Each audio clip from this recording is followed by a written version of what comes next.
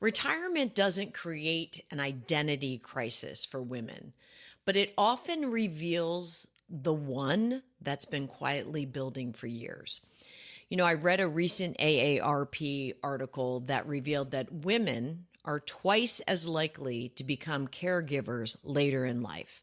And I thought to myself, well, sure, because a lot of us were caregivers during our career, caregivers at home, somewhat caregivers as leaders, depending on your leadership style. And after decades of caring for others, here we end up in retirement in the discovery phase, only to realize that we've kind of lost touch with like who we are and who we want to be and what are we interested in.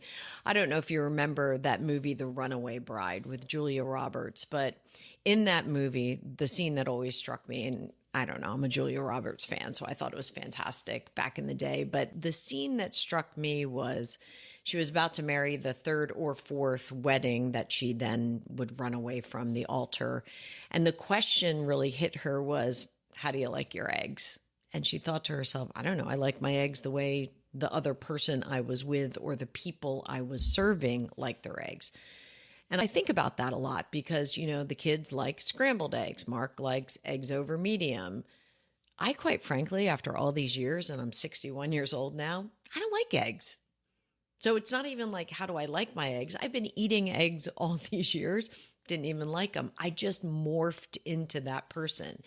If I never learn to build a life that's meaningful to me, I know these next years, these retirement years will quietly become a life of obligation and serving others, and not the life of freedom and the life of discovery that I want.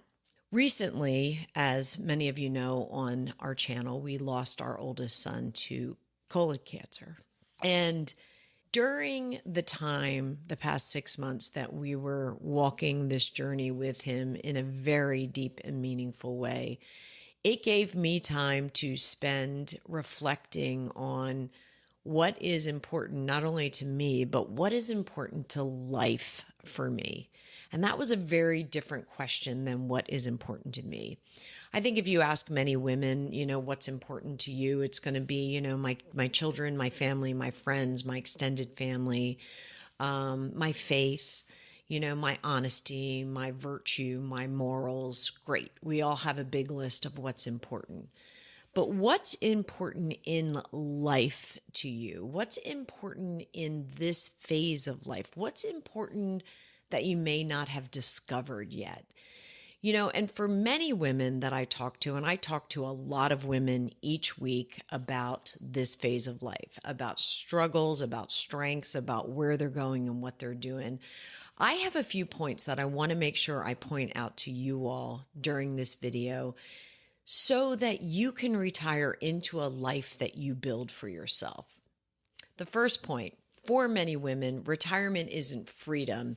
It is merely an identity shift. If you've spent decades caring for others, it's hard to know who you are without that role of being a caregiver.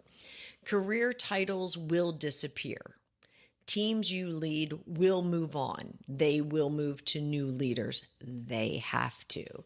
Caregiving responsibilities will change in the seasons of life that the people you care for change. And I say that not in a cavalier way, but in a way that, right before I retired, I lost my mom and our roles had reversed and I was a primary caregiver for her.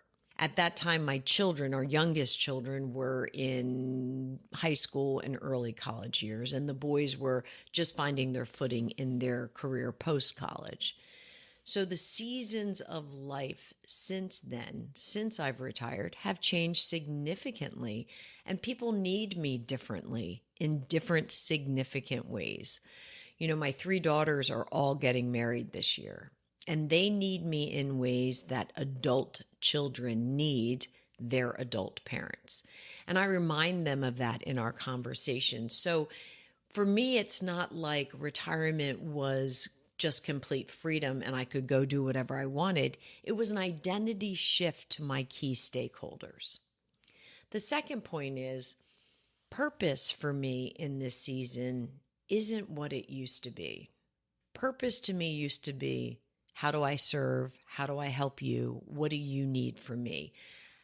Purpose was almost like permission from my key stakeholders to choose what I can do to continue to serve them. And now I don't want you to think that that sounds like, wow, I was really bottom of the totem pole in the family, because I never really felt that way. But I didn't feel that I had permission to do what I wanted to do, to express what was important to me, to take trips that were going to be developmentally meaningful to me, that I had time for self care or self discovery.